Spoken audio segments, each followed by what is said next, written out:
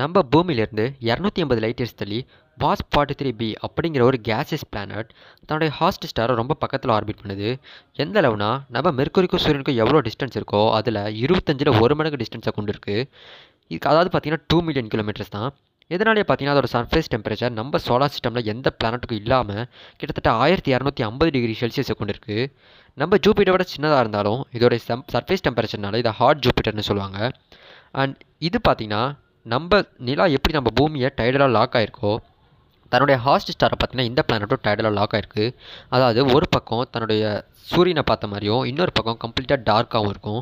இதனாலேயே பார்த்தீங்கன்னா அங்கே விண்ட் ஃப்ளோ கிட்டத்தட்ட 8000 km/h இருக்கலாம் அப்படின்னு சயின்டிஸ்ட் சொல்கிறாங்க. அண்ட் அது மட்டும் இல்லாமல் இதோடைய டே சைட் பார்த்தீங்கன்னா எந்த க்ளவுடும் இல்லாமல் கிளியராக இருக்குது. அண்ட் இதோடைய டார்க் சைடில் அதிகப்படியான க்ளவுட்ஸை பார்க்க முடியுங்கிறது சயின்டிஸ்ட் சொல்கிறாங்க. இது ஃபுல்லாக பார்த்தீங்கன்னா ஹீலியமாலையும் ஹைட்ரஜனாலையும் நிரம்பியிருக்கிற ஒரு கேசியஸ் ஜெயின்ட் பிளானட்.